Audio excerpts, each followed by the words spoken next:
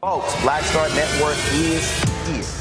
Hold no punches! I'm real revolutionary right now. Support this man, Black media. He makes sure that our stories are told. Thank you for being the voice of Black America, Roland. Stay black. I love y'all. All momentum we have now, we have to keep this going. The video looks phenomenal. See, this difference between Black Star Network and black-owned media and something like CNN. You can't be black-owned media and be scared. It's time to be smart. Bring your eyeballs home. You dig?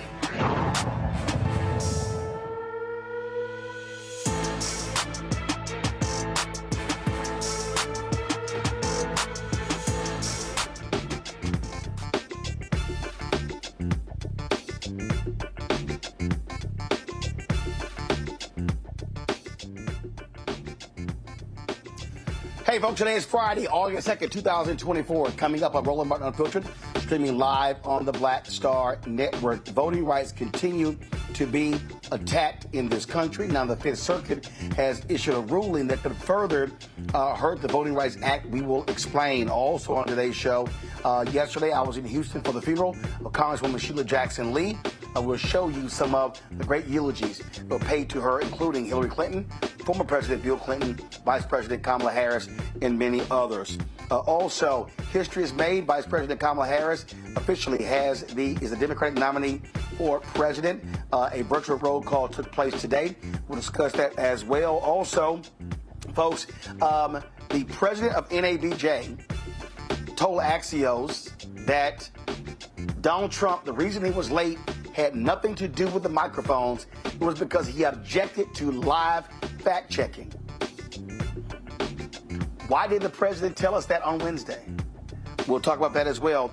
Plus, you've seen a lot of these AI-generated songs by King Willonius. Well, we got him on the show.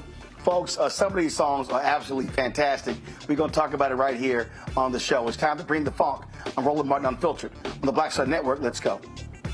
He's got it. Whatever the miss, he's on it. Whatever it is, he's got the scoop, the fact, the find. And when it breaks, he's right on time and it's rolling. Best believe he's knowing. Putting it down from sports to news to politics. With entertainment just for kicks, he's rolling. It's on go, roll, y'all. It's Roland Martin.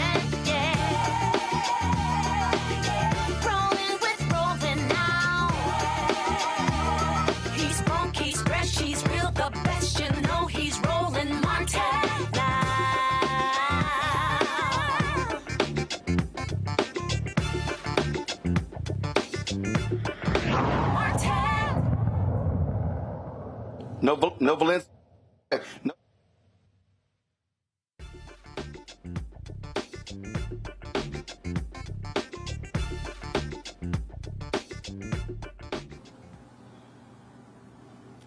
Folks, the continued attacks on voting rights continues by conservative federal judges. The 5th U.S. Circuit Court of Appeals, they made a significant ruling that will make it more challenging for Black and Hispanic voters to collaborate in forming voting coalitions in 3 southern states, Texas, Louisiana, and Mississippi. This decision will significantly impact the redrawing of voting districts, making it more difficult for minority voters to elect candidates representing their interests. The case, which originated from redrawing district lines in Texas's Galveston County, resulted in the dissolution of the only coalition district in the county, leading to a legal battle involving the Justice Department and voters. The Fifth Circuit ruled 12-6 against the language in Section 2 of the Voting Rights Act. Joining me right now, Michael Imhotep, host of the African History Network show. Matt Manning, civil rights attorney out of Corpus Christi. Dr. Avis Jones-DeWeaver, political analyst. Glad to have all three of you here. Matt, I'll start with you. Here's the deal. The Fifth Circuit, Matt, you know quite well, extremely conservative. It's packed and loaded with conservatives. They have been attacking Section 2. What you have here, of course, with the decision in the Holder decision, Shelby v. Holder, that decision attacks Section 4. Clarence Thomas has always wanted to get rid of the Voting Rights Act completely. And so we're still seeing how conservatives, they want to get rid of the Voting Rights Act because they want to stop black and Latino folks from being able to maximize their voting power? Well, that's precisely what it is. There's no question. And, it's difficult for me to speak as candidly as I'd like to because I have 2 cases currently pending in front of the Fifth Circuit Court of Appeals on which I submitted briefs in the last couple of weeks. So I should probably be a little tactful in what I'll say. I will say this directly. I think that the logic here is absolutely missing. This is meritless, as the court might say. And the reason is, the logic is if you have 2 discrete ethnic groups that are saying that, look, our voting rights are being eroded, the notion that the 2 of them cannot get together to vindicate their rights under the Voting Rights Act because the court found that it wasn't explicitly provided for by the statute is absurd. In fact, you would think the opposite would be true. This would be an instance where the court would say the fact that there are discrete harms that are being alleged by 2 individual ethnic groups under the Voting Rights Act should be given greater credence. The idea that it's an impact that is affecting 2 groups should make it such that the court sees the import of this case that much more. However, the Fifth Circuit Court of Appeals, as we know, is by far the most conservative in the country. And unfortunately, this is yet another opinion in a string of recent opinions that has, one, not been upheld by the Supreme Court. So hopefully, if this is appealed, that will not happen, that the Supreme Court will allow this to stand. But secondly, this is more ideological than it is anything else. And really the logic that the statute does not expressly allow it, therefore we're going to say that it shouldn't carry the day here is bunk, because that's what they do every single time in civil rights cases when they apply qualified immunity, which is not expressly codified in the statute. So what's good for the goose has to be good for the gander, and that logic needs to extend across the board. And I suspect that that will not be extended in other instances where judge-made defenses like qualified immunity are being applied despite not being in the statute. So I don't think the logic tracks here. I think civil rights advocates are definitely right to be angry about this opinion, and I'm hoping if it does go to the Supreme Court will recognize that this is not a sound legal opinion and will send it back, overturning the Fifth Circuit. Well, Michael, you and I don't have to be as discreet as Matt is. The bottom line is this here.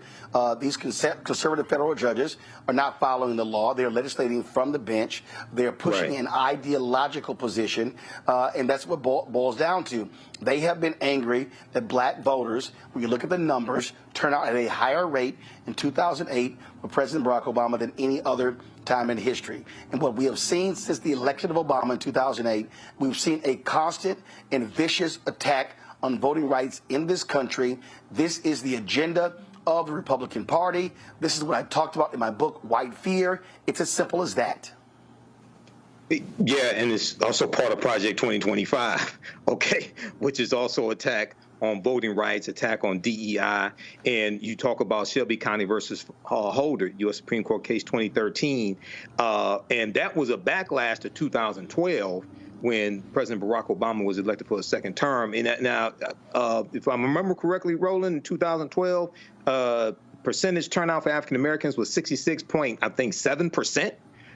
And that was the first presidential election where the percentage turnout of African Americans was higher than the percentage turnout for white voters. Okay, so that scared the hell out of a lot of these white conservatives. And it's important for African Americans to understand how they attack us. Historically, when they would have race riots in our communities, whether we talk about the Red Summer 1919, whether we talk about Rosewood 1923, whether we talk about Tulsa, Oklahoma 1921, they attack us in the courts. They attack us in the state legislatures, okay, to suppress the African-American vote. They came back with Shelby County versus Holder 2013. And if people go research that case, within 24 hours, you had states passing new voter ID laws within 24 hours. Because of Shelby County versus Holder, the 2016 presidential election, there were 868 fewer polling places. And a lot of those polling places that were closed in areas that had high African-American and Latino populations. So this is a continuation of that attack. If you need any evidence to understand the power of the African-American vote and why it's so important for us to vote strategically, pay attention to this right here, because this is Project 2025 being enacted in 2024. We have to fight back. Yeah, and the thing here, Matt, again, we also have that Arkansas federal judge decision that said that organizations can't file lawsuits against regarding voting, that it has to be only the Department of Justice. So that means Lawyers Committee for Civil Rights Under Law, Transformative Justice Coalition, NAACP, LDF, and others can't file these lawsuits. That's where most of the suits are filed from. This shows you how they are trying to attack voting rights in this country. And that shows you that if you get another Jeff Sessions as Attorney General who's not inclined to vindicate people's voting rights, then those voting rights will go unvindicated. And that shows you that if the Supreme Court gives broad immunity to the executive branch and to the president, that he or she may do things through that Department of Justice that cannot be vindicated by other entities. So it makes no sense. I mean, this is long-standing precedent allowing standing for organizations. And that's the reality. Look, we stand stronger together than we do individually. So the idea that I can't go to the NAACP or whomever else to help me advance my cause, which is what historically has happened in this country. The biggest advancements in civil rights have come through coalitions, right? So the idea that an organization cannot bring that on my behalf is hugely problematic. And the other thing I wanted to mention in this case is Galveston County, if I remember reading correctly, is 39% Black and Hispanic. So you're talking a very large proportion of the people in that county who are being disenfranchised. And in Texas, Louisiana, and Mississippi, that is particularly problematic because in the great state of Texas, where I sit, as you know, we have very large populations of minorities, but we have very gerrymandered maps. So the idea that we cannot combine together as disenfranchised groups because the statute doesn't allow it is legally absurd and it is morally bankrupt. Absolutely. Folks, hold tight 1 second. I got to go to a break. We come back. We'll talk about Vice President Kamala Harris officially being the nominee, the Democratic nominee, after today's virtual roll call. We'll share that for you. We'll also show you how the campaign, they've unveiled their new poster for Vice President Kamala Harris. That's next. Roland Martin Unfiltered on the Black Star Network, broadcasting live from Chicago, site the National Association of Black Journalists Convention. Back in a moment. Next on The Black Table with me, Greg Carr. Think about this. We're days away from an election that could, once again, change the balance of power. Accountability for the January 6th insurrection is still an open question, and all of that against the backdrop of another presidential election looming in 2024. America is at a crossroads. Richard Kreitner, author of Break It Up, joins us again and explains why it could add up to being the end of the republic as we know it. The Republican Party, the conservative legal movement has been radicalized. So I think there's absolutely no doubt that they would gladly, effectuate such a transition to minority rule under the cover of rule of law. You won't want to miss this one. The Black Table, only on the Black Star Network. Coming soon to the Black Star Network. I still have my NFL contract in my house. Having a case. It's for my 4-year contract. I got a $600,000 signing bonus. My base salary for that first year was $150,000. Matter of fact, $150,000. $150,000. That's what I made. $150,000. Now think about it. My signing bonus was a forgivable loan, supposedly. When I got traded to the Colts, they made me pay back my signing bonus to them. I had to give them their $600,000 back. Wow. Yeah, I was so pissed. Because, I try to be a man of my word. I'm like, you, I'll give you your money back. Even though I know I earned that money, I gave them their money back. I gave them $600,000 back. But yet, I was this malcontent. I was a bad guy. I'm about the money. It wasn't about the money. It was about doing right. Because I looked at, because you look at contract. Look at John Edwards. John Edwards was making $1 million, $800,000. I was making $150,000. I was doing everything. And I'm like, but yet I was, I got so many letters, so I just play for free and all that kind of stuff. You don't forget that kind of stuff. Right. That stuff is hurtful.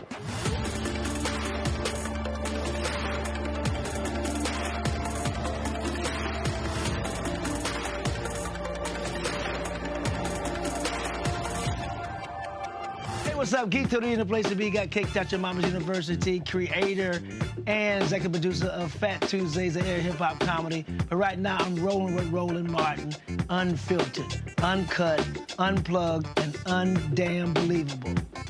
You hear me?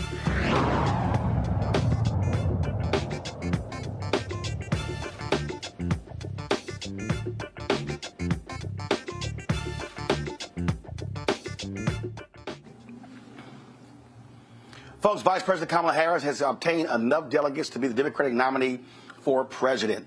Today, the Democrat National Convention conducted a virtual roll call to nominate Vice President Kamala Harris. This was done so because to meet the deadlines in many states to be on the ballot. Now, according to Democratic National Committee Chair Jamie Harrison, Harris has secured enough delegates to become the nominee. If she wins in November, Harris will become the first woman ever to serve as president of the United States. She's already the first woman, first African-American, and first woman of South Asian descent to be the vice president. Now, convention delegates have until Monday to complete the virtual roll call process, and she will officially accept the nomination next week. Now, let's talk about what's happening with the campaign. This weekend, Vice President Kamala Harris is interviewing 6 potential vice president nominees, and so to be the Democratic nominee. Among them, Pennsylvania Governor Josh Shapiro. Among them, Tim Walz, the governor of Minnesota. Andy Beshear, governor of Kentucky. Transportation Secretary Pete Buttigieg. Also, you have the governor of Illinois, J.B. Pritzker. Those are among the 6 folks that they are looking at. Now, the Harris campaign also announced today some new senior advisors, several people who worked on the Obama campaign. David Plouffe, of course, who ran the Obama campaign, he has been named a top strategist. He is going to be senior advisor for strategy and the states, focusing on the Electoral College. Stephanie Cutter, the deputy campaign manager for Obama's re-election campaign, she's going to be, of course, a senior advisor for strategy messaging. Mitch Stewart, grassroots organizing strategy behind Obama wins, with a senior advisor for battleground states. David Binder, head Obama's public research and operation, will expand his role in the Harris campaign to lead the opinion research operation. Also, if y'all have it now, the Harris campaign has unveiled their poster for the campaign. And again, the focus is very aspirational. We have that. Go ahead and show it. Let's go to our panel, Michael. When you look at all of these moves, what you're seeing, Vice President Kamala Harris is strengthening her hold on this this campaign. Absolutely. She's strengthening her hold on the campaign. She's on the campaign trail. She just spoke for Sigma Gamma Rho Sorority Incorporated this week. I think it was Wednesday. So she's doing campaign trails. Tuesday, she was in Atlanta, 10,000 people. It got huge coverage from it. She's hitting the issues as well. She's speaking to kitchen table issues. She's building the campaign, but also in the hostage deal that was just made, she played an instrumental role in that as well. So you had, I saw on MSNBC a couple weeks ago, you had a panel of white people from Wisconsin, white women from Wisconsin saying, oh, she doesn't do anything. We don't know what she's doing, things like that. Obviously, they don't know how to use Google. Obviously, Google doesn't work on their smartphone. So she's building this campaign. It's been almost 2 weeks. I don't think it's been quite 14 days, and you have $310 million raised. You have this infrastructure that she's putting together, and Donald Trump is scared to death, and he should be, because most criminals are scared of prosecutors. So he's afraid to debate her. So this is fantastic. The energy that's being generated is really unprecedented. The Zoom calls from different groups, different ethnicities, things like this. So this is fantastic. We have, I think, 95 days left. It's go time.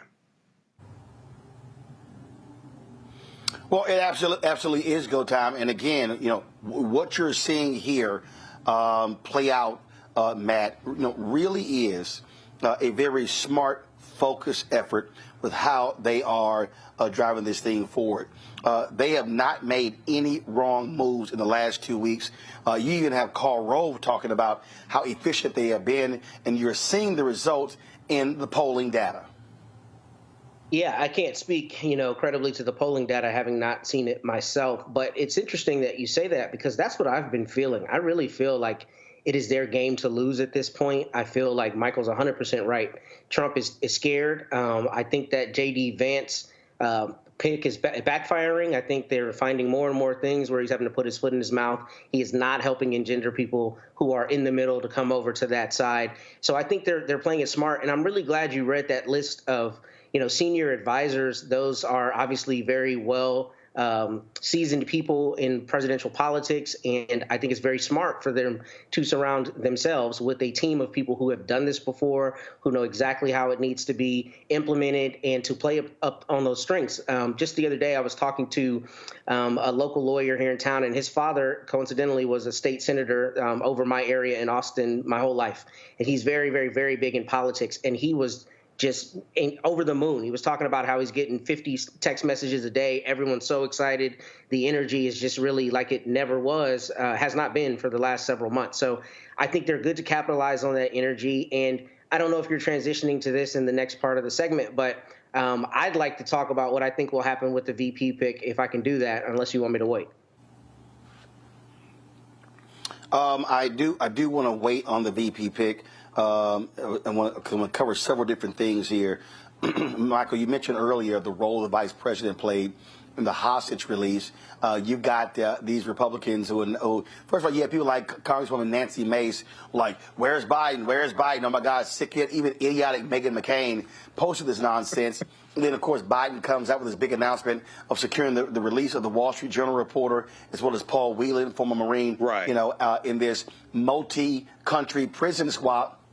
And they had tasked Vice President Harris with negotiating with the German chancellor on this. This is the kind of stuff that people don't seem to understand. They don't seem to understand the role of diplomacy and what people are doing and what they're involved in. And so this is what real work gets done. And Donald Trump had put this video saying, oh, they're going to release these prisoners before I get elected because it's all about me. And now they're complaining about the release because they don't want the vice president getting any credit whatsoever. Absolutely. They don't want the vice president getting any credit. They didn't want Joe Biden getting credit for the border bill. That's why Donald Trump told Republicans in the Senate to kill the border bill, the strongest border bill in 30 years, so he could run on, lie about undocumented immigrants coming in and the level and things like this. It's all about Donald Trump. Donald Trump said that he was the only one who could bring the hostages back.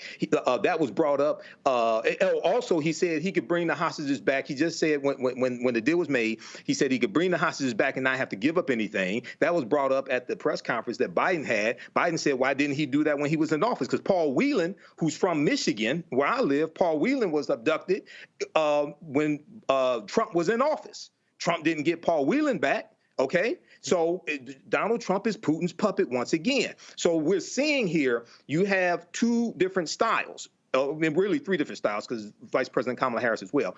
But you have Donald Trump, who yells and screams and beats his chest and wants to be a strong man, but he's really a little 2-year-old boy in a grown man's body, or old grown man's body at that, and doesn't understand diplomacy, doesn't understand foreign policy. The foreign policy press conference that Biden gave at NATO to the press and answered complex questions about foreign policy, Donald Trump could never do anything like that, even if he was reading from a teleprompter, because he doesn't understand foreign policy. So this is an example, the difference between leadership and somebody who just doesn't even really talk a good game. Because if you listen to Donald Trump, he doesn't even make sense. Just like what happened at NABJ. He doesn't make sense. So this is why this election is so extremely, extremely important. Well, you're absolutely right. He doesn't make sense. He's a perfect example. He's out here whining and complaining. And Matt, it was hilarious. It was absolutely hilarious watching this dude. I mean, talking about, America gave up too much. We gave up too much, too much money. I could have got the hostages back for free. The dude couldn't even congratulate. And if you want to understand how shameful conservatives are, in the statement the Wall Street Journal initially posted, and then there was a statement from the leader of News Corp, the parent company of the Wall Street Journal, they couldn't even bring themselves, Matt, to congratulate the president and the vice. They couldn't even mention their names. You don't get them back without the president and the vice president. That shows you how shameful these conservatives are. They are not about America. They're not about patriotism. They are about party and ideology. Exactly. They're about party and ideology. And also, they haven't called him to task in the instances where he said disparaging things about the things that are normally their primary, points of pride, i.e. veterans and service members, right? So the idea that you have hostages who are coming back, I don't understand how you don't just reflexively say, this is a good thing. This is what I would continue to do in my administration, but I've got to acknowledge Mr. Biden and Ms. Harris for successfully negotiating this exchange. But frankly, it's not about anybody but Trump. We know that. That's why he's always trying to get the headlines on him, and that's why it's always about name calling and, the lowbrow stuff. And that only goes so far. In the time that the campaign wasn't as energized as it was now, the Sleepy Joe comments and all the disparaging things he said had more legs to them. But now you have a national coalition of people who are very excited about Kamala Harris heading to the White House, and he's not able to stop that train. So I don't know why they wouldn't even just basically congratulate, because to me that seems like the decent thing to do. But we know Donald Trump is not necessarily a bastion of decency, as he shows us with every subsequent comment. So that doesn't surprise me, but I do congratulate the administration for this successful negotiation. Donald Trump previously talked about not wanting to debate Vice President Kamala Harris. When she was in Atlanta on Wednesday, she was like, yo, say it to my face. September 10th, she says, yo, I'm going to be there for the ABC debate. So he gave an interview where he's talked again about not needing to debate her. Roland. Not doing the debate. That's the same thing they'll say now. I mean, right now I say, why should I do a debate? I'm leading in the polls. And everybody knows her. Everybody knows me. She wants to say, oh, Trump's. Everyone knows him, really? So the Harris campaign released this statement. I love this. Donald Trump needs to man up. He's got no problem spreading lies and hateful garbage at his rallies or in interviews with right-wing commentators, but he apparently is too scared to do it standing across the stage from the Vice President of the United States. Since he talks the talk, he should walk the walk, and as Vice President Harris said earlier this week, say it to her face on September 10th, she'll be there waiting to see if he'll show up. That's the kind of statement I like to hear, Michael. Fire back and smack that ass. Fire back, smack that ass, call him out, punk him out, tell him show up, because Trump is scared. Trump knows he will be eviscerated by this prosecutor.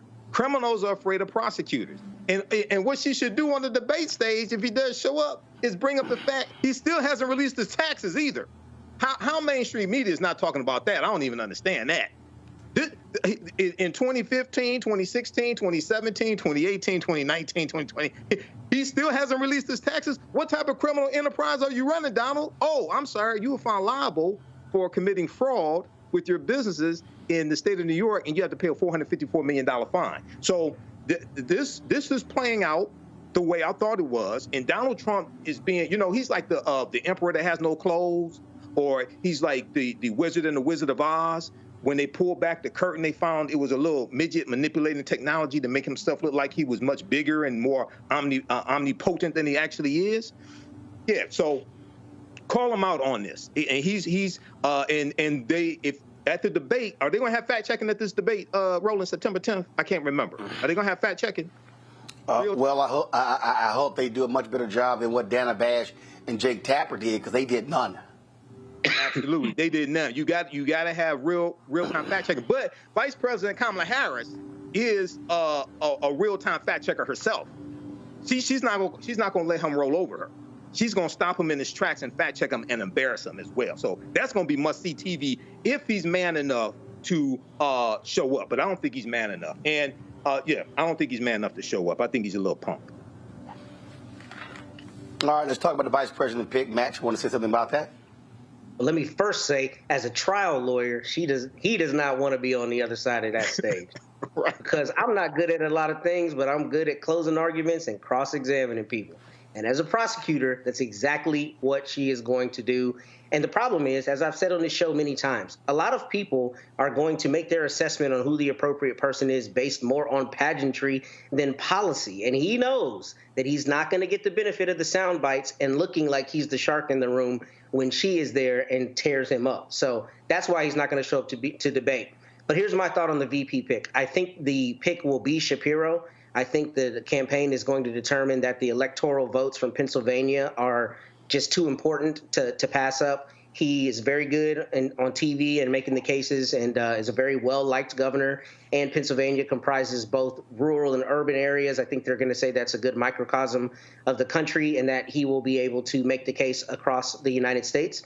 My personal pick, however, would be Andy Beshear, and the reason is I think he is a beloved governor of a red state in Mitch McConnell country, and I think they can really run heavy on how he has been successful there in Kentucky and can help her be successful to lead the entire nation in the White House. So I think it'll be Shapiro, but I think Beshear would be my pick. Michael, what do you think? I think it would be Josh Shapiro as well. He's former State's Attorney General. He's brilliant.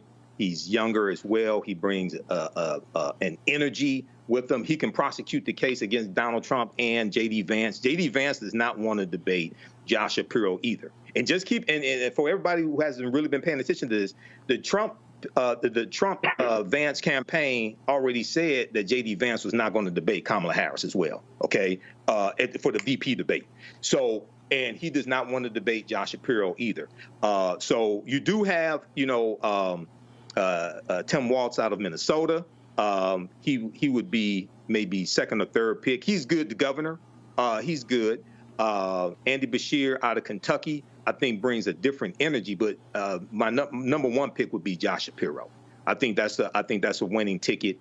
And Trump is second. I tell you right now, Trump is regretting that he went with a MAGA rubber stamp like J.D. Vance as vice president. Well, you know what?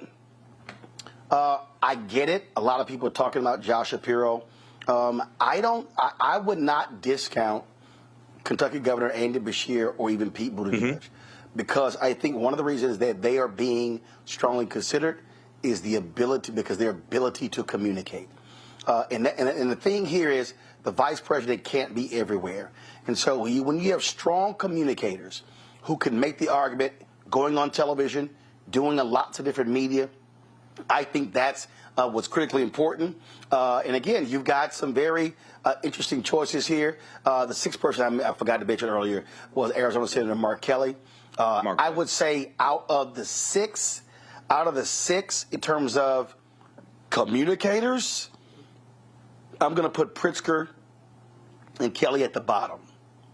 I'm going to say in terms of effective communicators, I'm going to have Buttigieg 1, Shapiro 2. I'm going to have Beshear 3, Walz 4. Walz is the governor of Minnesota. I got Pritzker and Kelly at the bottom. What you got, Pritzker, governor of Illinois, he's a billionaire. He can spend his own money. Okay, you got that. I think it's going to be I think with Shapiro, I would not be surprised if he didn't get picked. And I'll say you've got progressives talking about how he wanted to strip the progressive DA, Larry Krasner, of some of his responsibilities. You also have you've got a lot of young voters and Muslim voters. The fact that he's Jewish, you can't ignore that reality. And you also have that sexual harassment story that they say that he helped cover up. You got that going on as well. So, you've got a lot of stuff going on with different people. Obviously, he's a huge pick. The governor of Pennsylvania, very popular. That is a crucial battleground state. But it's going to be one heck of a weekend if you are the Kamala Harris for president team as they go through their vice president picks. Got to go to a break. When we come back, I hate talking about Donald Trump, but we're going to talk about what happened on Wednesday, where we knew this on Wednesday because Bill Lewis, my frat brother, posted that Donald Trump was late because he did not want to get a fact check. Now, Axios is confirming his reporting about that. I got some issues, NABJ, about this, and so we're going to discuss that next. Roland Martin Unfiltered on the Black Star Network.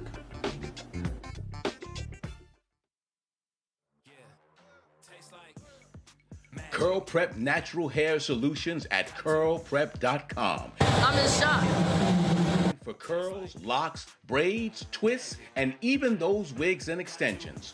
Women, men, and children are loving this line. Look at this video and you be the judge. People line up to see this product in action at hair shows, and when they take a seat and try it, they don't believe it's their hair. Buy the products at curlprep.com. It works on all hair types. Use code ROLAND, that's R-O-L-A-N-D, lowercase letters, to get a 15% discount. Parents, remove the ouch. You will love this system because you can comb the product through your child's hair with your fingers. It's all at curlprep.com. Use code ROLAND, lowercase letters, to get a 15% discount. When you talk about blackness and what happens in black culture, we're about covering these things that matter to us, speaking to our issues and concerns. This is a genuine people-powered movement. There's a lot of stuff that we're not getting. You get it, and you spread the word. We wish to plead our own cause. Too long have others spoken for us. We cannot tell our own story if we can't pay for it. This is about covering us. Invest in black-owned media. Your dollars matter. We don't have to keep asking them to cover our stuff. So please support us in what we do, folks. We want to hit 2,000 people, $50 this month, raise $100,000. We're behind 100,000, so we want to hit that. Y'all money makes this possible. Check some money orders. Go to P.O. Box 57196, Washington, D.C. 20037-0196. The Cash App is $RM Unfiltered. PayPal is R Martin Unfiltered. Venmo is RM Unfiltered. Zelle is Roland at RolandSMartin.com. Bruce Smith, creator and executive producer of the Proud Family, Louder and Prouder. And you're watching Roland Martin Unfiltered.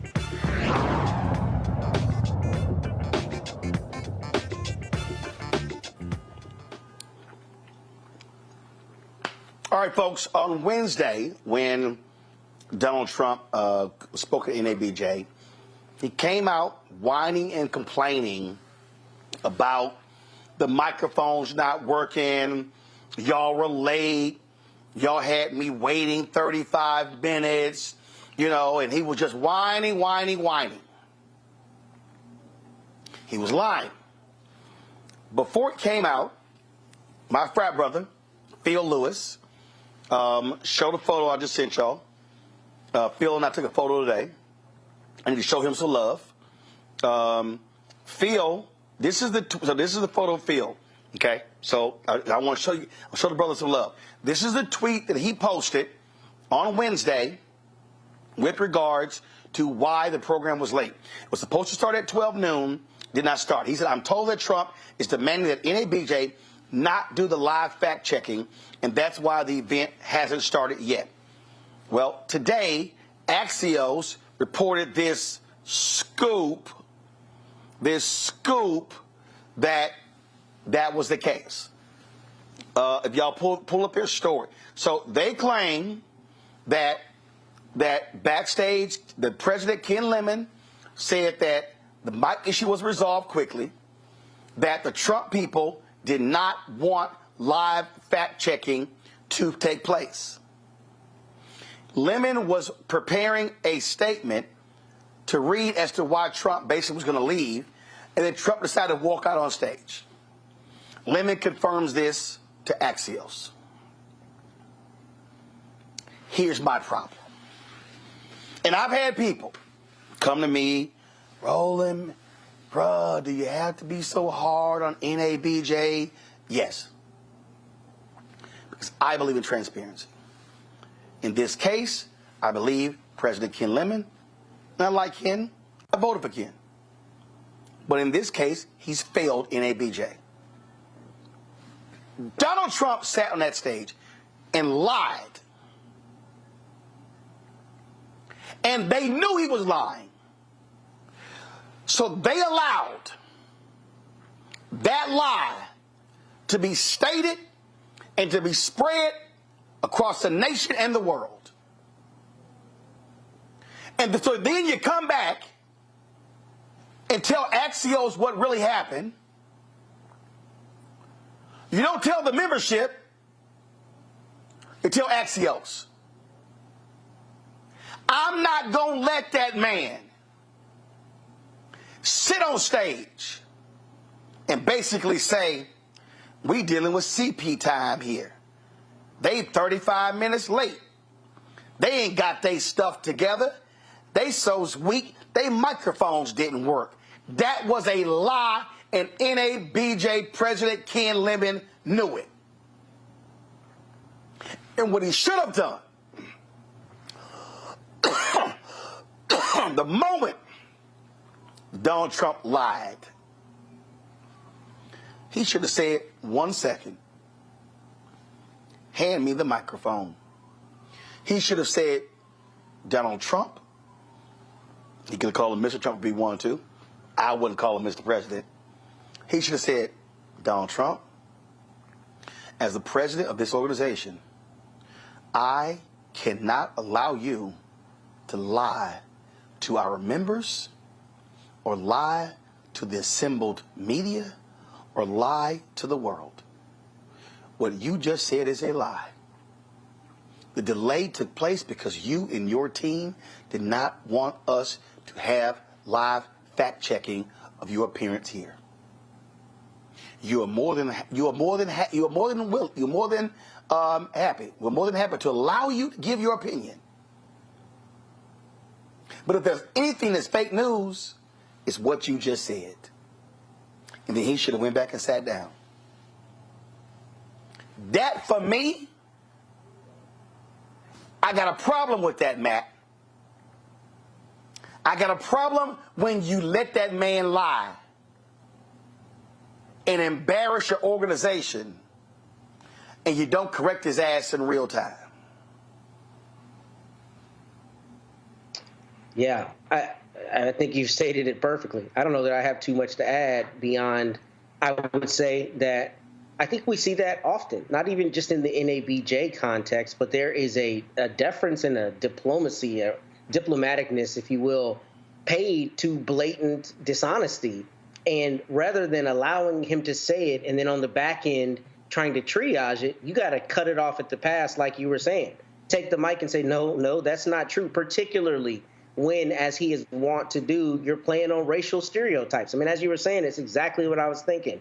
It's like he came and said, I'm here with you Negroes. Y'all on CP time, couldn't start on time. Your microphones ain't working. And that isn't true.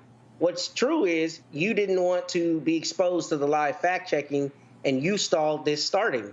And it is important that everybody there know that's exactly what it was and not some failing of the membership that makes it look like you did something wrong when you didn't. So I agree with you wholeheartedly. And again, Michael, I mean, folks like Red Roland, man, you being too hard on NABJ, you being too hard on the executive director, Drew Berry, you being too hard on Ken Lemon. No, I'm not. I am a 35-year member of this organization. I have given a lot to this organization. I believe in transparency. I believe in truth. I believe that you stand up and you tell people everything that went down. And I'm sorry, you don't tell Axios something before you tell the membership. They could have sent out an e-blast correcting that. But again, you do not let that man lie on stage and you don't come. First of all, do you know what I'm just saying? The delay was caused because Donald Trump did not want live fact checking. Right. And then when he comes out and lies, you don't live fact check him. Yeah, you know, I read the whole piece today from Axios.com. I saw your post on Instagram on the day of the conference calling out the lies that the Trump War Room put out, saying that President Trump has been waiting backstage for NABJ to fix their audio issues, and you said that was 100% lie. So I saw that real time when you posted that.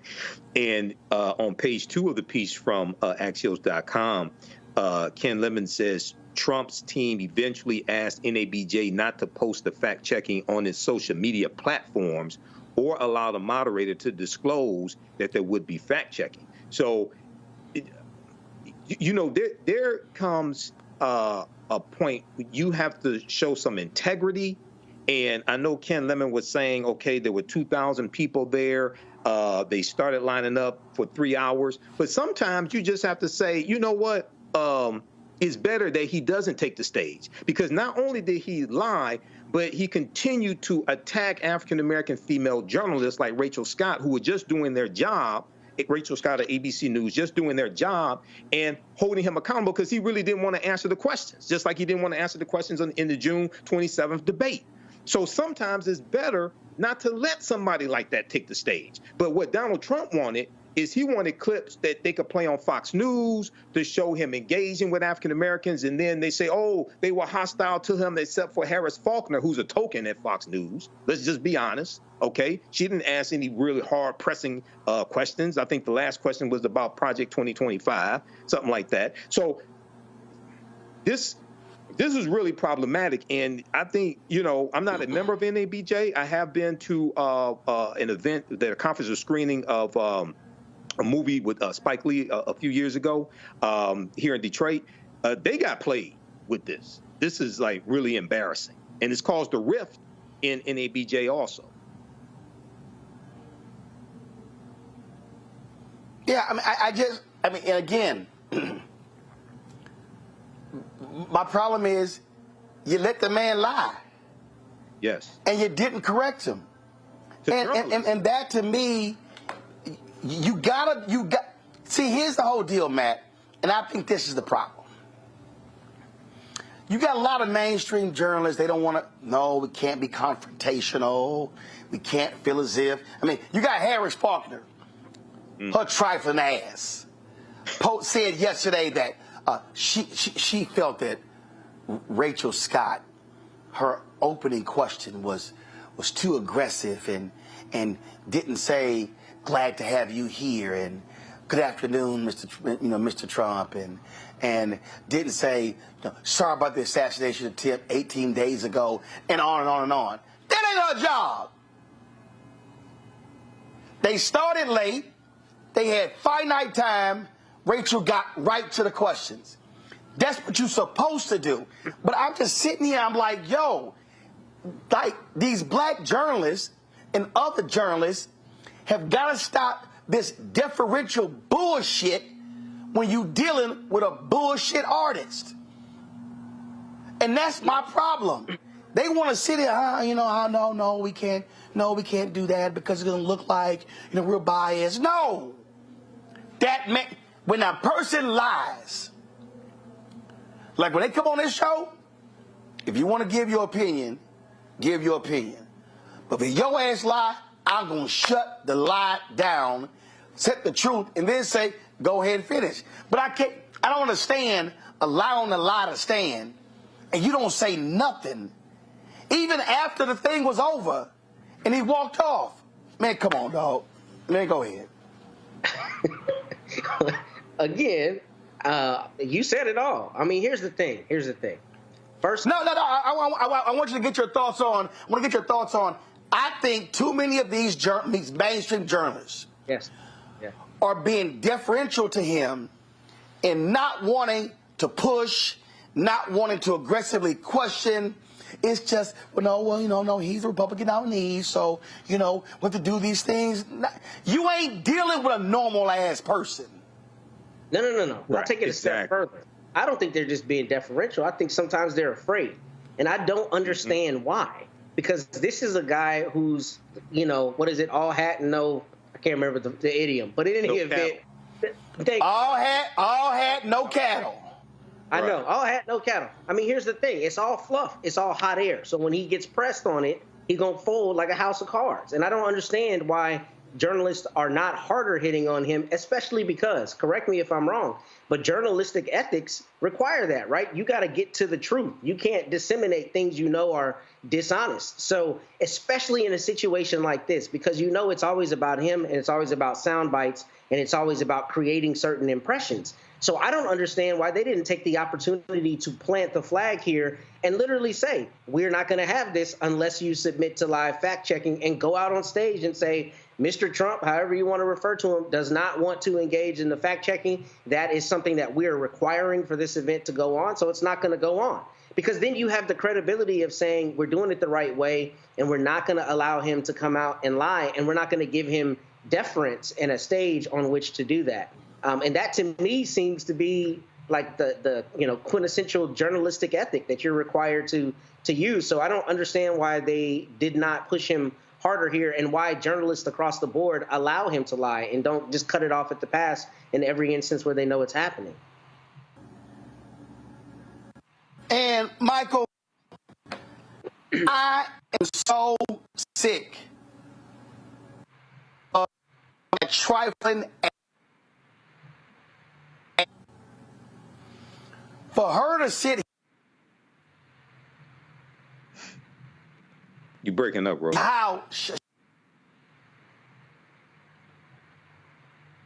Okay, so for Harris Faulkner there to just sit there. Now, keep in mind, Harris Faulkner's from Fox News. Fox News was sued for $708. Fox News paid a settlement of $787 million to Dominion Voting Systems for a lawsuit for spreading lies about the 2020 election. So Harris Faulkner did exactly what I thought she would do, and probably why she was there in the first place. Okay, I agree with Roland. There should have been at least one African American man there on stage. Black media should have been involved as well. Black-owned media should have been involved as well. But I encourage people to look at. I have this fact checking from CNN up here on my computer right now. Fact check: Trump's lie that Harris all of a sudden embraced a black identity. Check that out at CNN.com.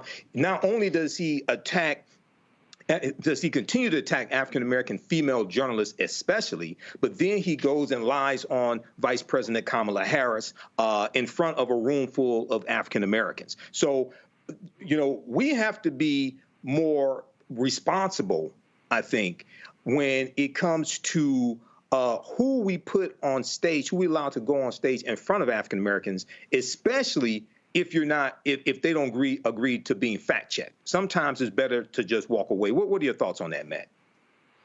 I agree. Correct. I mean, completely. I think that if you're going to be running for president, you got to be willing to, one, be truthful, and two, put yourself in situations where you're willing to be live fact checked. I mean, the fact that you don't want to be live fact checked shows that you're lying. You know what I'm saying? And it's right. A crazy idea that would be the thing that would keep you from going onto the stage to try to get votes for a contingent of people that are inherently suspicious of you, right? You're trying to get more black votes. So you should take the opportunity to go and avail yourself of whatever opportunity to do that, particularly somewhere as esteemed as an NABJ event. So to say I'm not going to go on if you have live fact checking is absurd, especially because if you're not lying in the instances where you misspeak, you just clarify that. You say, I said Correct. It was 27, it's really 30. No. That's my mistake. He can't do that.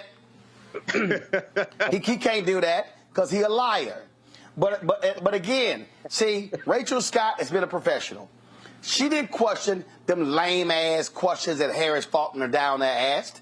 She didn't do that. But for Harris to go, she should have, she was just too aggressive, and just, now Harris, your sorry ass didn't like the fact that Rachel hit him with the question about his racist attacks on folk. You ain't like, y'all, why are we showing still photos when we got a video? Can y'all help me out? Why are we showing we got video. Why are we showing still photos? Okay, I'm just saying. I mean, you got video, show the damn video. All right. But I'm sitting there like, when she hits him with the question, hey, I just thought that was just too aggressive. No, Harris Faulkner wanted Rachel to kiss his ass. She wanted her to bow down and kiss his feet like Harris does. Well, thank God Rachel Scott ain't lame ass Harris Faulkner, Michael. Oh, I totally agree. I totally agree. But you have some scared people. You have some scared African Americans in media who are afraid to go after Donald Trump, like Rachel Scott did. And, you know, the advantage that you have, Roland, is that, you know, you own your stuff. So you can't be fired. You can go as hard as you need to go. Some of the other journalists, you know, I hate to say it, but some of them, it feels like some of them may be compromised, okay, and are afraid to really go there and hold him accountable like he should be. So, you know, this I think this was this reminds me of like the guy who gave the commencement address to Florida A&M University, and turned out to be a fraud also, right? And he was the big hemp multimillionaire. He turned out to be a fraud. This is like really, really bad what happened. But I encourage people to look at the fact checking from CNN.com, look at the fact checking from the New York Times also, because these lies that Donald Trump told, they have to be exposed. And they have to be attached to him, okay? And this is why it was really a big problem with the June 27th debate on CNN when there was no fact checking there, because he told over 30 lies. He told over 30 lies and got away with it, and it's hard to try to put the toothpaste back in the tube after the fact. Well, I just sit here and just watch this. And again, I'll say this here, and I'm going to close the segment out with this here. Harris Faulkner, keep Rachel Scott's name out your mouth. Mm-hmm. Right. Go on over there with your Trump-loving network, but keep Rachel Scott's name out your mouth. Ashe. Because on that stage, the only person who brought the funk and who was a strong journalist was Rachel Scott of ABC News. And Donald Trump, they ain't fake news. You don't like the fact they don't let your weak ass lie. And with that, we go into a break. Folks, support the work that we do. Join the Bring the Funk fan club. Send your check and money order to P.O. Box 57196, Washington, D.C. 20037-0196. Cash App, $RM Unfiltered. PayPal, R Martin Unfiltered. Venmo is RM Unfiltered. Zelle, Roland at RolandSMartin.com. Roland at RolandMartinUnfiltered.com. We'll be right back. Hatred on the streets, a horrific scene, a white nationalist rally that descended into deadly violence. White people are losing their damn minds. An angry pro-Trump mob storms the U.S. Capitol. We're about to see the rise of what I call white minority resistance. We have seen white folks in this country who simply cannot tolerate black folks voting. I think what we're seeing is the inevitable result of violent denial. This is part of American history. Every time that people of color have made progress, whether real or symbolic, there has been what Carol Anderson at Emory University calls white rage as a backlash. This is the rise of the Proud Boys and the Boogaloo Boys. America, there's going to be more of this. Here's all the Proud Boys, guys. This country is getting increasingly racist in its behaviors and its attitudes because of the fear of white people. The fear that they're taking our jobs, they're taking our resources, they're taking our women. This is white fear.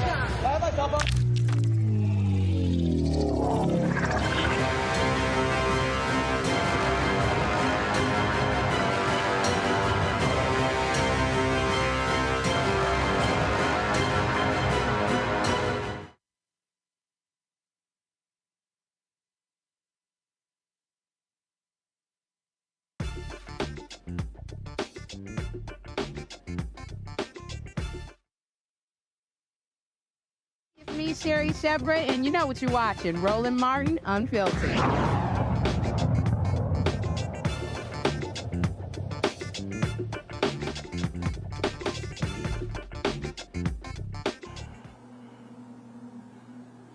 Folks, yesterday I was at Fallbrook Church in Houston for the final funeral service for Congresswoman Sheila Jackson Lee. She died 2 weeks ago today of pancreatic cancer at the age of 74. Thousands were in attendance.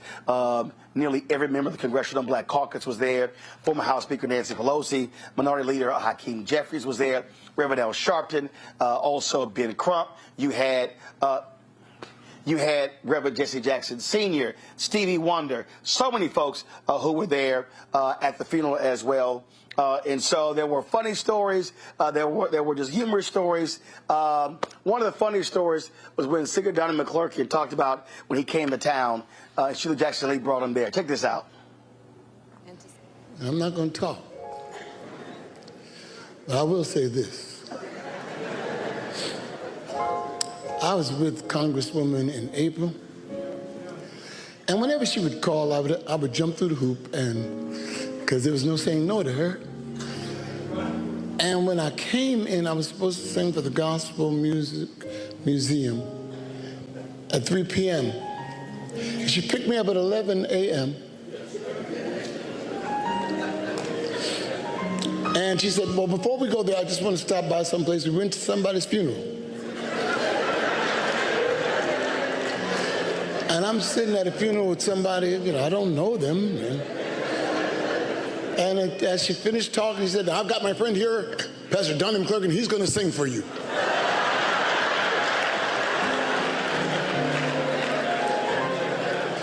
So I had to get up at a funeral with people I don't know and say, hi, sorry. And then we got in the car, and then we were going to some kind of radio thing, and she said, I just want to stop by a radio thing, and I've got an interview, and I'm here with my friend Donnie McClurkin, he's going to sing for you. Then we stopped by a Seventh-day Adventist church, and they were celebrating the pastor, and I got my friend here, Donnie McClurkin, he's going to sing for you.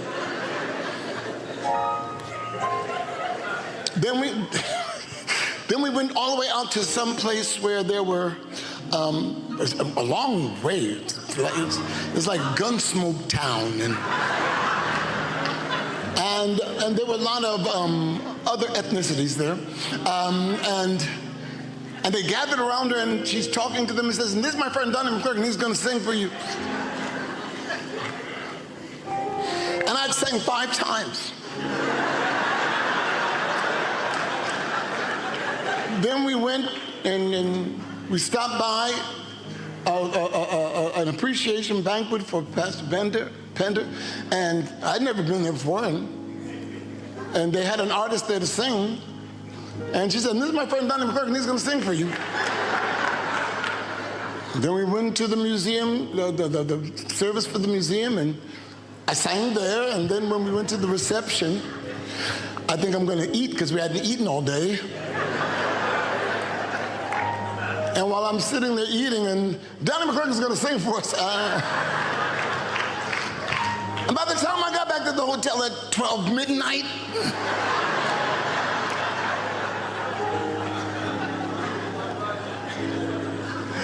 I had the greatest appreciation for Congresswoman. The greatest appreciation. I'm going to sing now. I'm not going to talk. I'm going to sing now. Former Houston Mayor Sylvester Turner spoke, and now he ain't a preacher, but he bootlegged, but he spoke in a powerful way about his longtime friend. Thank you so very much. We thought, Elwin, that we would all come and do this together.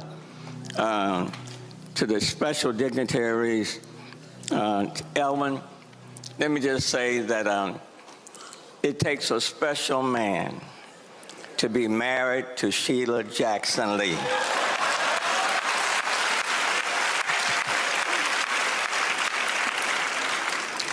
And God chose you to be her husband, and my brother, you have done it well. So I want to congratulate you for a job well done. To Erica and Jason, my parents used to say that the best thing that I can give you is a good name. Your mom has given you a good name. And Erica, you have channeled her spirit. And there's so much of her in you. Jason, she will be proud of what you're doing right now. She was an ambassador with a special assignment.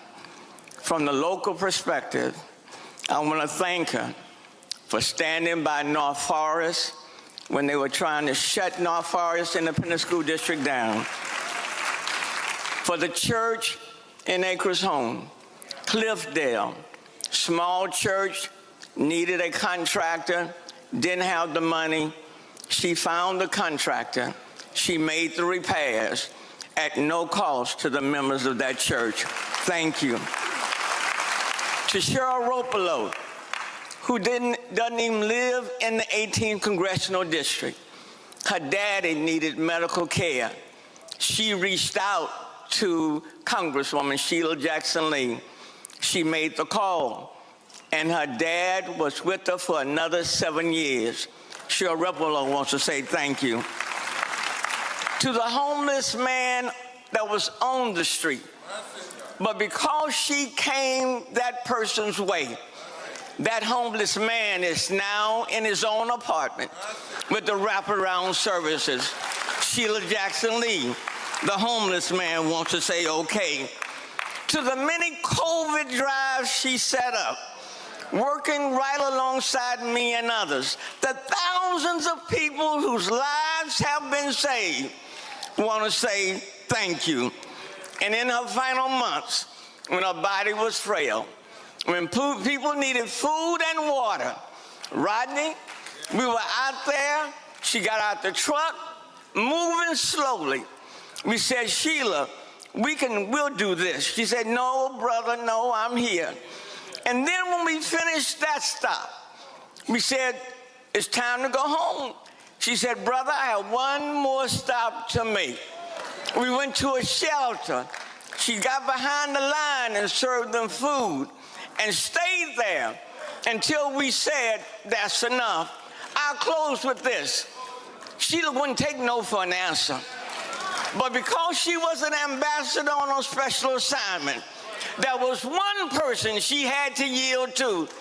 And God said to Sheila, Sheila, your work on this earth is done. You have ran a good race. You fought a good fight. And now it's time, my sister, for you to come right on home. Sheila, I want to thank you on behalf of the local community for bringing the world to the 18th Congressional District. To God be the glory for the good he has done.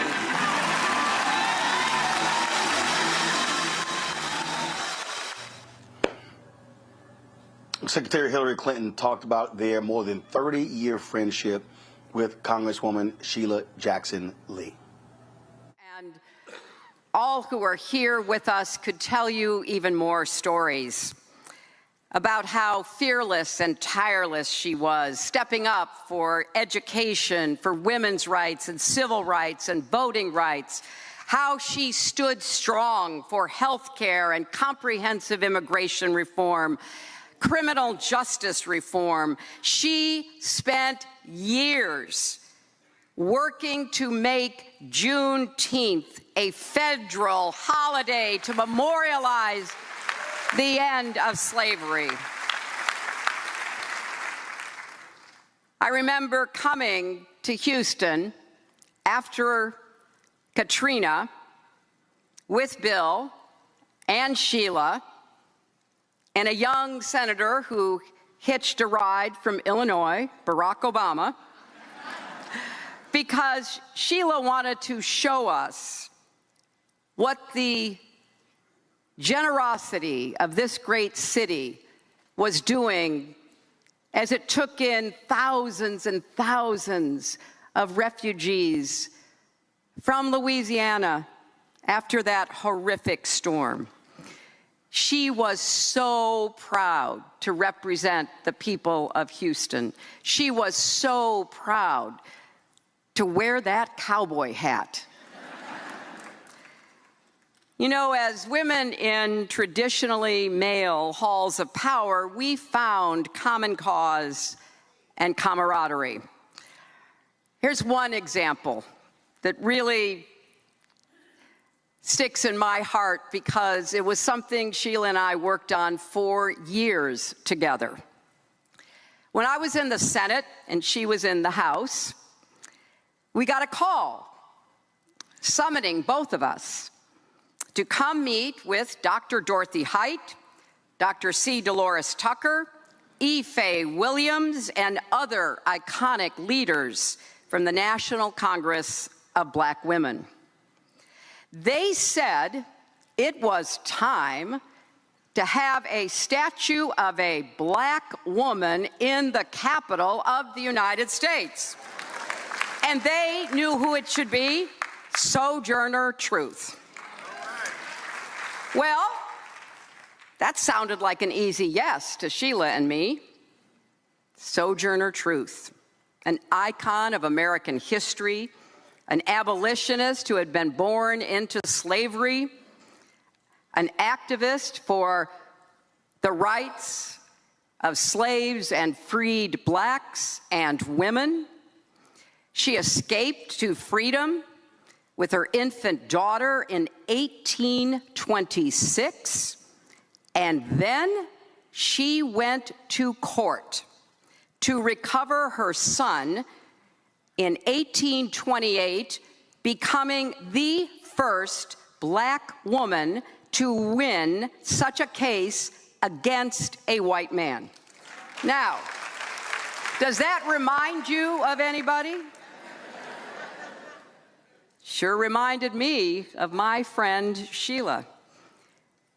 And we got to work, and then we faced one delay after another. Years went by. I'd see Sheila, we'd meet for coffee, she'd call me up, she'd go, what are we gonna do? We have to keep doing this, we have to keep making the case. Well, eventually, we were successful. And on a glorious day in 2009, we gathered in the Capitol for the unveiling of the Sojourner Truth statue. Cicely Tyson recited Sojourner Truth's famous speech, "Ain't I a Woman?" Because just as Sheila always did, Sojourner understood that prejudice, inequality anywhere affected all of us, that the causes of women's rights and civil rights were indivisible. She understood that truth and fought for that legacy. And all those years later, I was... Folks, former President Bill Clinton also had fond memories of their long-time relationship and friendship with Congresswoman Sheila Jackson Lee. She made it onto the smallest list we kept in the White House when I was there. It was called the Just Say Yes list.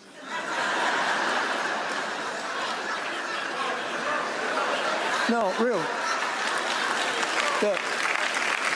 And the first three members I remember being on it were future Speaker Nancy Pelosi, Ted Kennedy, who so helped me, brought a list into every meeting I ever had with him. We could have been talking about, you know, the Middle East. He wanted to know where the sewer money was for some place in Massachusetts.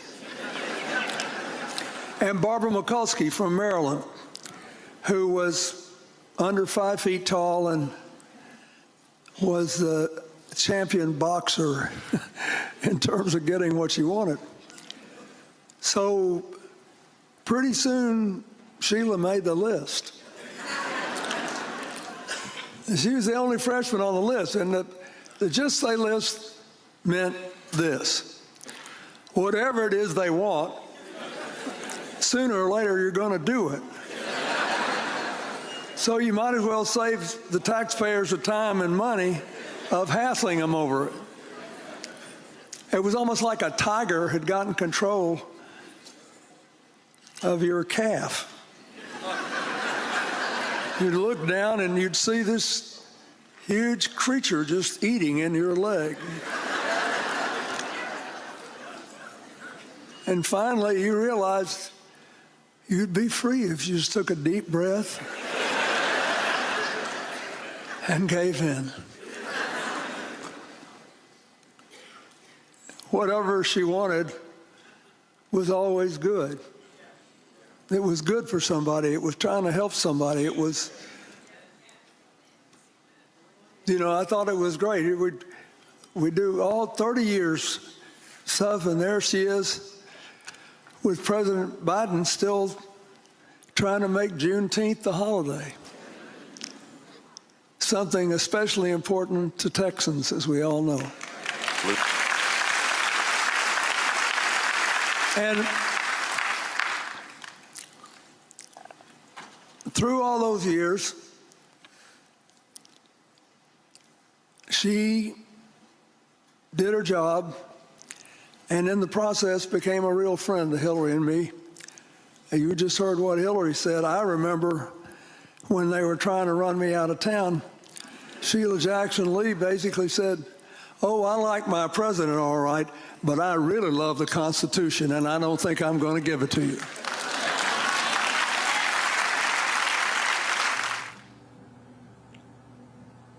Folks, the person who gave the eulogy to Congresswoman Sheila Jackson Lee was Vice President Kamala Harris.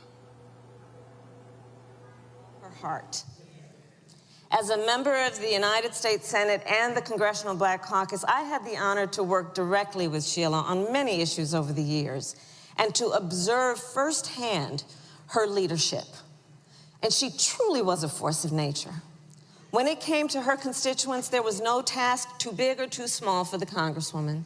If it needed to be done, she made sure it was done and done right. When it came to crafting policy, there was no detail too minor or point of order too obscure. If it needed to be understood, the Congresswoman would make sure everyone understood it and understood it well, and used it to the benefit of the people she served. To know her was to marvel at her mastery of the legislative process. We were talking about it backstage. Sheila Jackson Lee was one of the smartest and most strategic legislators in Washington, D.C. And I will say, and we all who have worked with her and had the blessing of work with her know, she was also one of the most unrelenting.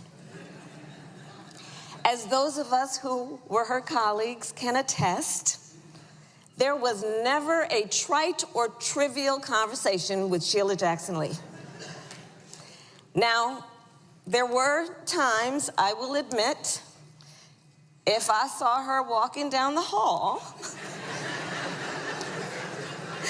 I would almost want to hide. Because I knew whatever else may be on my mind, Sheila Jackson Lee would require a very serious and specific conversation with you about what she had on her mind. And then she would tell you exactly what she needed you to do to help her get it done. And Sheila Jackson Lee, that was her character. She never lost an opportunity to fight for the people she served. And her fight was born out of love. She had a big, big heart. Very few people have loved the people of Houston more than Sheila Jackson Lee.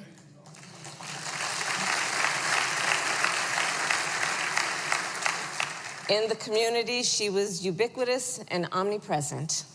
Whether it was the funerals and memorial services or the birthday parties or block parties, she celebrated with the people. She mourned with the people. She stood with the people always. And you may not know, but Sheila and Doug, my husband, struck up a fast friendship in recent years. And they did a number of events together, including with the Jewish community here in Houston. Because Sheila, of course, was also a coalition builder. And she fought for everybody, knowing that the vast majority of us have so much more in common than what separates us. Yes, she did. And as folks in this city can attest, if you were having trouble getting your VA benefits or your Social Security, or if a family member had an issue with their visa, you called the Congresswoman, even if you did not live in her district. In fact, I suspect she gave nearly every person here her cell phone number at one time or another. And when you called, Sheila Jackson Lee would always find a way to help, even if she needed to get a little creative. As some of you may remember, a number of years ago, the city of Houston faced a budget shortfall, and to save money, decided to close a number of public pools in the middle of an historic heat wave. Well, Sheila Jackson Lee wasn't having that.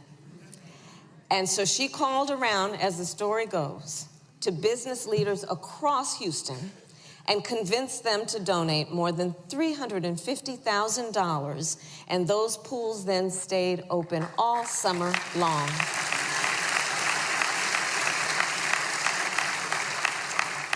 The Congresswoman was a leader for Houston, and she was a national leader. She was a national leader. She touched the lives of people all over our country. As a champion for women's rights, she helped reauthorize the Violence Against Women Act. As a fighter for LGBTQ rights, her support helped repeal Don't Ask, Don't Tell.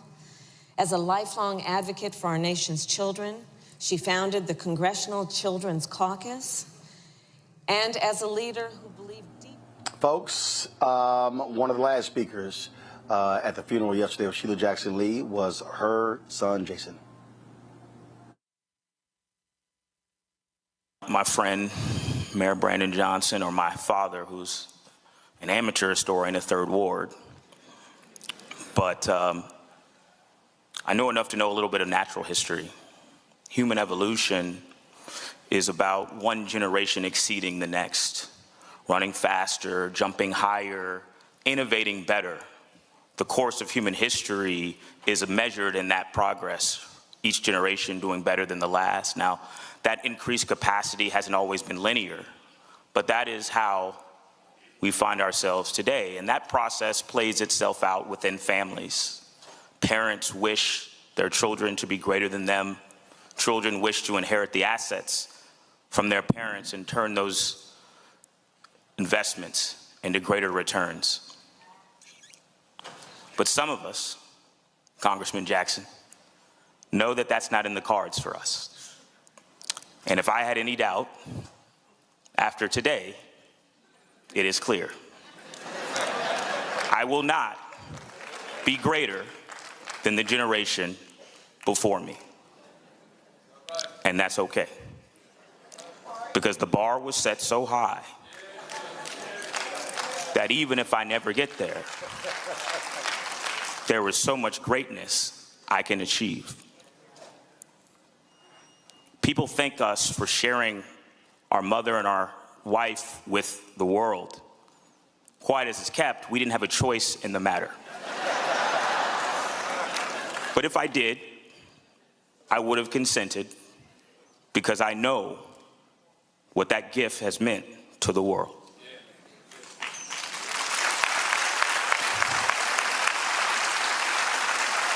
The other thing that I know is that my mother did not measure her greatness in the same way in which we all do.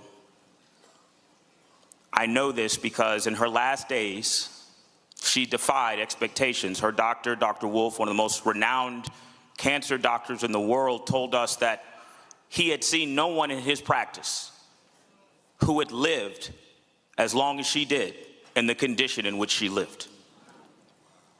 And she was in pain and she was suffering, and we said, we know where you're going. It's time to go home. We're trying to figure out what might bring her home. And so we had different luminaries and giants We put them on the phone so she could hear, so she could receive those flowers before she passed. And I'm so grateful for everyone who picked up the phone. Presidents and kings and queens, giants for a giant. And yet she persisted. And Dr. Wolf told us that sometimes they just can't go in front of those they love the most. So I asked my sister, I said, she loves you too much. She can't go while you're here. So she went home and I left the room. And I came back to the room and she was still there. And I don't know why, because she had asked me several weeks before if she had been a good mom. And I said, yes, she'd been a good mom. And so I came back in the room and I remember that conversation. I said, you know what? I'm just going to say it again. Mommy.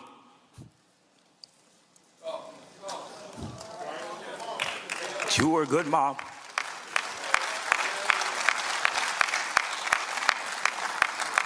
And I walked away from the bed. I checked my phone. I turned around and she was gone. Her greatness, for everything else that it was in her love for her family. And hearing that she had completed that mission, she knew she could go. So, she was great, and she was a giant. But to me, she was mommy.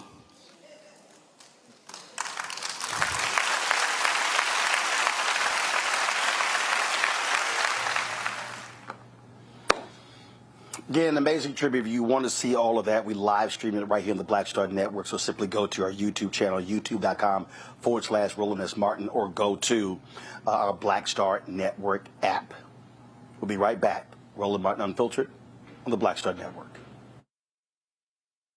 Hatred on the streets, a horrific scene, a white nationalist rally that descended into deadly violence. White people are losing their damn minds. An angry pro-Trump mob storms the U.S. Capitol. We're about to see the rise of what I call white minority resistance. We have seen white folks in this country who simply cannot tolerate black folks voting. I think what we're seeing is the inevitable result of violent denial. This is part of American history. Every time that people of color have made progress, whether real or symbolic, there has been what Carol Anderson at Emory University calls white rage as a backlash. This is the rise of the Proud Boys and the Boogaloo Boys. America, there's going to be more of this. Here's all the Proud Boys, guys. This country is getting increasingly racist in its behaviors and its attitudes because of the fear of white people. The fear that they're taking our jobs, they're taking our resources, they're taking our women. This is white fear.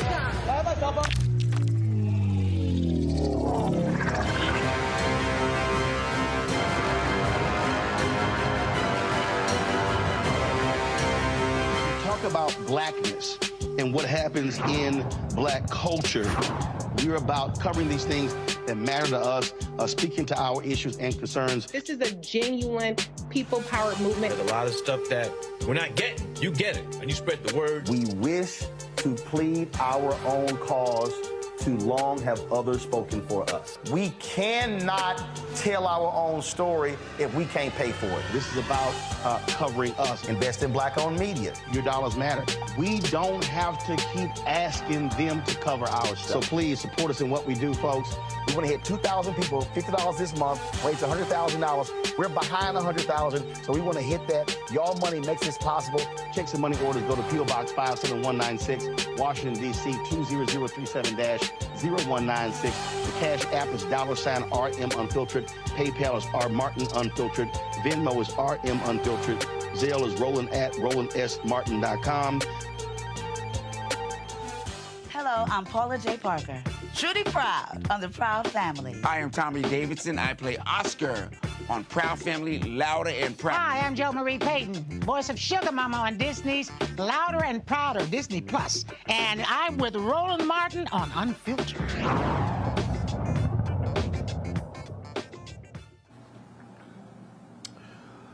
A video of an LAPD officer punching a black man has blown up on social media. 28-year-old, excuse me, 28-year-old Alexander Mitchell was punched in the jaw by the cop. Watch this. Oh! I got that on fucking record. I got that on record too. Did you just sock him? So you would see him? He just socked him. Wow. He just socked him.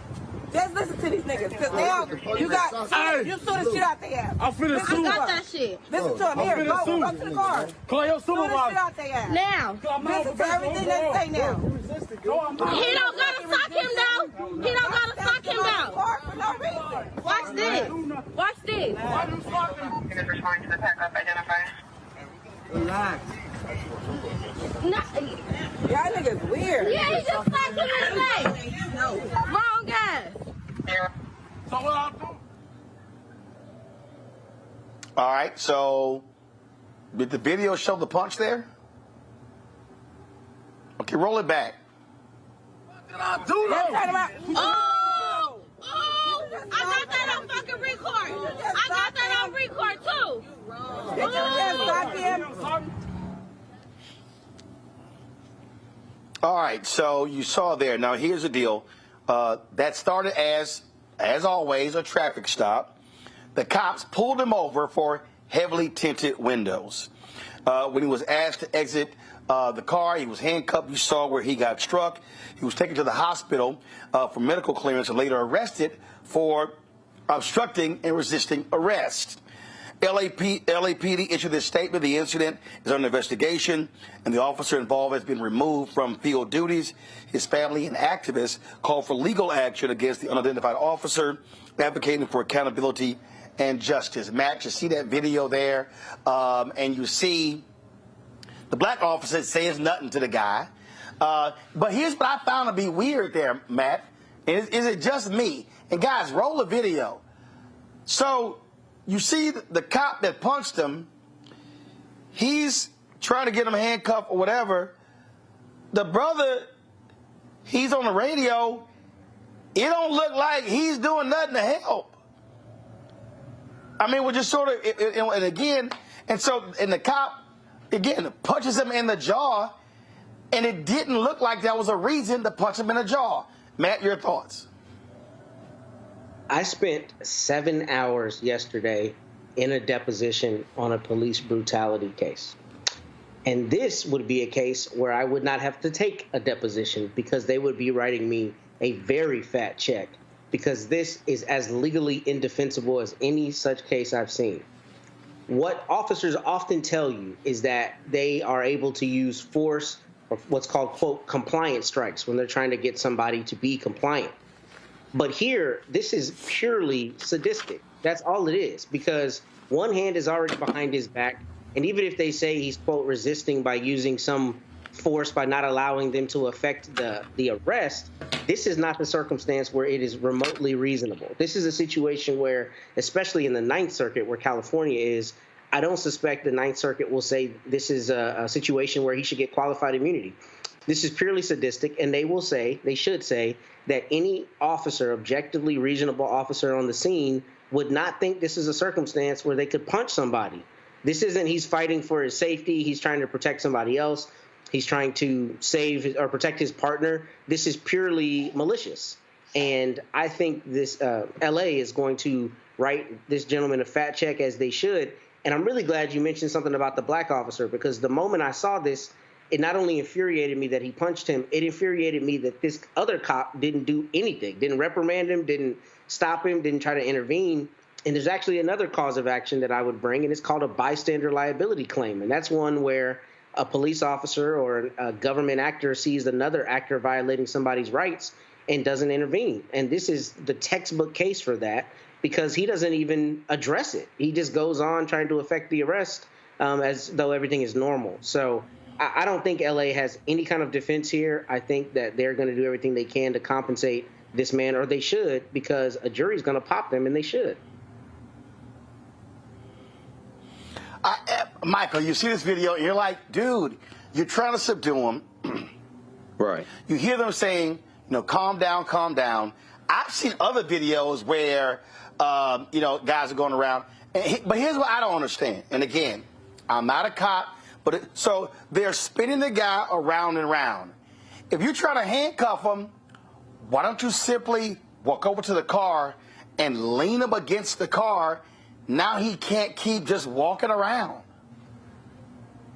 Yeah, I don't know how long that officer who was trying to put the cuffs on him has been an officer, but yeah, you lean him over the car, and the striking him is totally uncalled for as well. But then you have the African-American officer who appears not to do anything once he's actually struck. Now, for this police department, the Los Angeles Police Department, I don't know if they have a duty to intervene policy. They may, but if they do have a duty to intervene policy, this looks like a clear violation of it as well. So it seems like a number of things wrong here. But the other thing was, according to the article from independent.co.uk on this case, it was a routine traffic stop, but this surrounded tenant windows, him having tenant windows. So Yeah, I said that. So I'm like, again, this is the BS you keep seeing. I mean, my goodness, tenant windows. But is it policy for him to have to be arrested because of tenant windows? It seems like you would just write a ticket for tenant windows. Also, there was somebody who was with a friend of Mitchell's, said they just opened the door and snatched him out. There wasn't no reason. He was just sitting in the car. Okay, so hopefully we get to the bottom of this, but the reason why they're giving for arresting him and even the traffic stop doesn't seem reasonable in how this is resulting.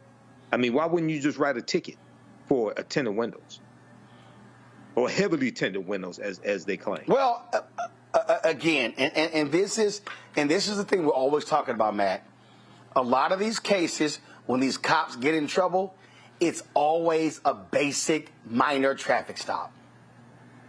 Oh, yeah. Yeah. I mean, to give you that example, that was the issue, is the issue in the case I took the deposition on yesterday. My client got tased long after the police officer should have issued a citation for speeding. It was literally a speeding case. And the law in the state of Texas says you cannot be arrested for speeding.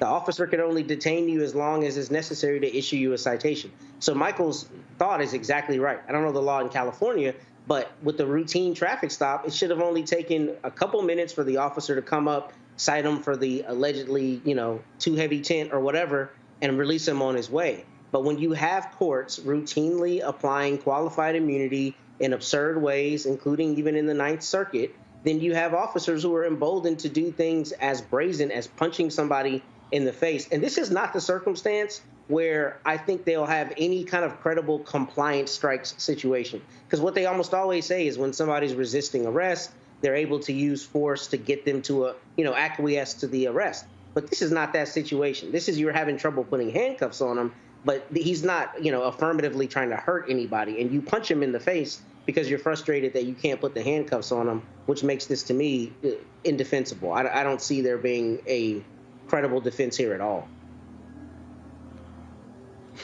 Well, again, this is the thing we're always talking about, and we keep seeing these things happen over and over and over and over and over again.